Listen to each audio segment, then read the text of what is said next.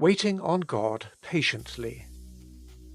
Rest in the Lord, and wait patiently for Him. Those that wait upon the Lord, they shall inherit the land. Psalm 37, verses 7 and 9. In patience possess your souls. Ye have need of patience. Let patience have its perfect work, that ye may be perfect and entire. Such words of the Holy Spirit show us what an important element in the Christian life and character patience is.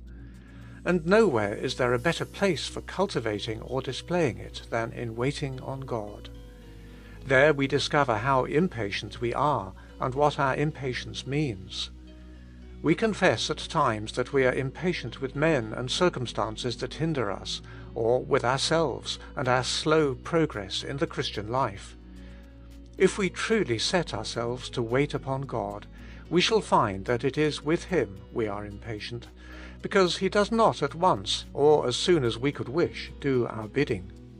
It is in waiting upon God that our eyes are opened to believe in His wise and sovereign will, and to see that the sooner and the more completely we yield absolutely to it, the more surely His blessing can come to us. It is not of him that willeth, nor of him that runneth, but of God that showeth mercy. We have as little power to increase or strengthen our spiritual life as we had to originate it.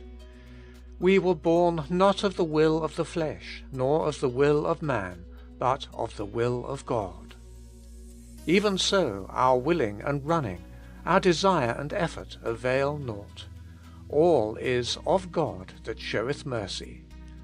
All the exercises of the spiritual life, our reading and praying, our willing and doing, have their very great value. But they can go no farther than this, that they point the way and prepare us in humility to look to and depend alone upon God Himself, and in patience to wait His good time and mercy.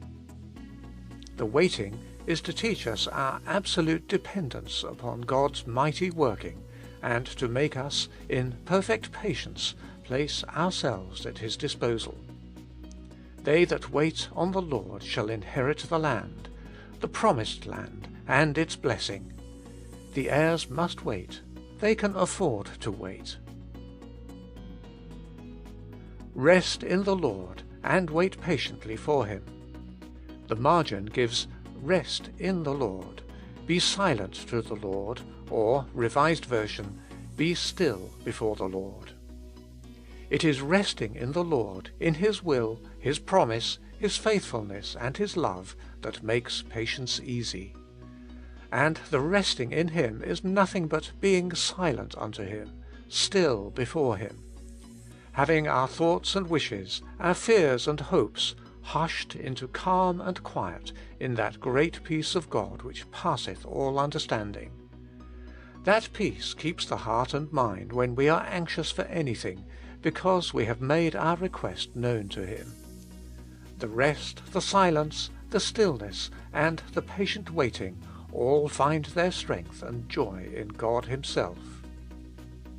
The needs be, and the reasonableness, and the blessedness of patience will be opened up to the waiting soul.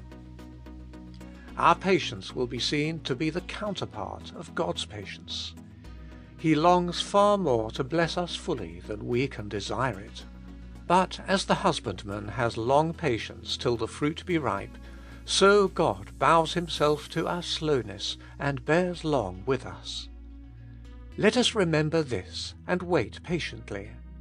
Of each promise and every answer to prayer the word is true. I, the Lord, will hasten it in its time. Rest in the Lord, and wait patiently for Him. Yes, for Him. Seek not only the help, the gift. Thou needest seek Himself. Wait for Him. Give God His glory by resting in Him, by trusting Him fully, by waiting patiently for Him. This patience honours Him greatly. It leaves Him as God on the throne to do His work. It yields self wholly into His hands. It lets God be God. If thy waiting be for some special request, wait patiently. If thy waiting be more the exercise of the spiritual life seeking to know and have more of God, wait patiently. Whether it be in the shorter specific periods of waiting, or as the continuous habit of the souls. Rest in the Lord. Be still before the Lord, and wait patiently. They that wait on the Lord shall inherit the land.